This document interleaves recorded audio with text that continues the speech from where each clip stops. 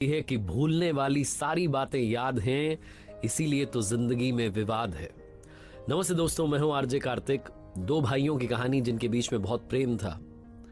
शादियां हो गई, उसके बाद भी प्रेम कम नहीं हुआ, मनमुटाव नहीं हुआ, सब कुछ अच्छा चलता रहा। कोई मतभेद नहीं, कोई मनभेद नहीं। बड़ा भाई कहीं बाहर जाता बिजनेस के सिलसिले में तो गिफ्ट लेके आता, सबके लिए गिफ्ट लेके आता। छोटा भाई जाता, सबके लिए गिफ्ट लेके आता। ख्याल रखते एक दूसरे की नहीं होने पर घर का। सब कुछ अच्छा चल रहा था, बहुत अच्छा तालमेल था। लेकिन एक दिन किसी छोटी बात पर झगड़ा हो गया और छोटे भाई ने बड़े भाई को उल्टा सीधा कह दिया, और वो जो दहलीज होती है सम्मान की, उसे लांघ दिया।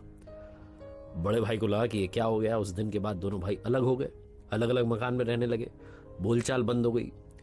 कभी कॉलोनी किसी फंक्शन में टकराना भी होता था तो नजरें चुरा के निकल जाते थे। मार्केट में कहीं दिख गए तो इग्नोर करके निकल जाते थे। ऐसा हो गया जैसे दोनों भाई थे ही नहीं।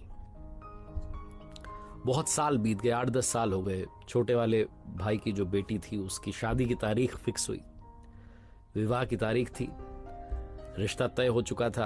अब छोटे भाई को लगा कि इतने सालों से बोलचाल बंद है, लेकिन अब तो भाई साहब को आना ही चाहिए।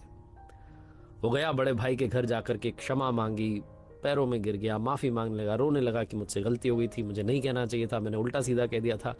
अब तो आप माफ कर दो और चलो, बिटिया की शादी है, आपको ही सारा काम संभालना है। आप घर के बड़े हैं, आपके आशीर्वाद के बिना समारोह हो नहीं पाएगा। बहुत कुछ कह रहा था लेकिन बड़े भाई ने कोई रिएक्शन नहीं दिया। बड़े भाई को अभी भी गुस्सा था। उसको लगा कि शायद ढोंग कर रहा है, नाटक कर रहा है, ड्रामा कर रहा है। बड़े भाई ने कोई उत्तर ही नहीं दिया। छोटा भाई वहां से चला आया। अब रिश्ता तय हो चुका था, शादी तो करनी थी, तारीख भी आने वाली थी। दोनों भाई के बीच में एक बात कॉमन थी कि एक महात्मा के यहाँ पर ये जाते थे, उनको मानते थे, महात्मा जी को, उनका प्रवचन सुनने जाते थे। छोटा भाई गया, प्रवचन सुना, उसके बाद में उनको धोख लगाई। तो महात्मा जी समझ गए कि मेरा भक्त आज थोड़ा सा उदास है, तो उन्होंने पूछा क्या हुआ। तो छोटे वाले भाई ने बताया कि बेटी का रिश्ता तय हो गया है, शादी की तारीख डिसाइड हो गई है। बड़े भाई साहब से मेरा मनमुटाव हो गया था आज से 8-10 साल पहले, और किसी छोटी बात पर झगड़ा हो गया था और वो गुस्सा हो गए, नाराज हो गए। तब से हम अलग रहते हैं, बोलचाल बंद हो गई है। और अब घर में फंक्शन, इतने सालों बाद कोई शादी होने जा रही है। मैंने उन्हें कहा आइए, लेकिन आने को तैयार नहीं है, बोल भी नहीं रहे, जवाब भी नहीं दे रहे हैं। मैंने उन्हें कहा सारा काम संभालिए, कुछ भी नहीं कह रहे। शादी तो हो जाएगी लेकिन बेमन से होगी, मुझे अच्छा लग ही नहीं रहा है, पर क्या करूं मैं। ऐसा बोल के वो चला गया। बाबा जी ने कहा कोई बात नहीं, ऊपर वाला सब ठीक करेगा। अगले दिन बड़ा भाई पहुंचा प्रवचन में, प्रवचन सुना। उसके बाद में महात्मा जी को धोख लगाई। तो महात्मा जी ने पूछा कि तुम्हारे छोटे भाई की बेटी की शादी है, सुना है तुम भी जा रहे हो, क्या क्या काम संभाल रहे हो। तो बड़े भाई ने जब ये सुना तो सक पका गया। उसने कहा कि शादी तो तय हुई है, लेकिन वो अंदर से भरा बैठा था। उसने सारी बात, सारा गुस्सा निकाल दिया, कहने लगा छोटा भाई ऐसा है वैसा है, उसे तमीज नहीं है बात करने की, इतना मैंने ख्याल रखा, इतना लाड प्यार दिया, एक दिन उसने ये सब कह दिया। 8-10 साल पुरानी पूरी की पूरी बात उसने रिपीट कर दी। महात्मा जी ने कहा अच्छा ठीक है, तुम्हारा गुस्सा शांत करो और ये बताओ कि कल जब तुम प्रवचन में आए थे तो मैंने क्या कहा था।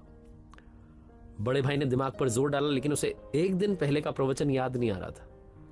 तो महात्मा जी ने कहा कल मैंने एक अच्छी बात बताई, वो तुम एक दिन में भूल गए, लेकिन जो बात 10 साल पहले हुई है वो तुम्हें शब्द, एक एक शब्द अक्षरशः याद है। 10 साल पुरानी बात वैसी की वैसी याद कर रखी है, लेकिन कल का अच्छा प्रवचन भूल गए।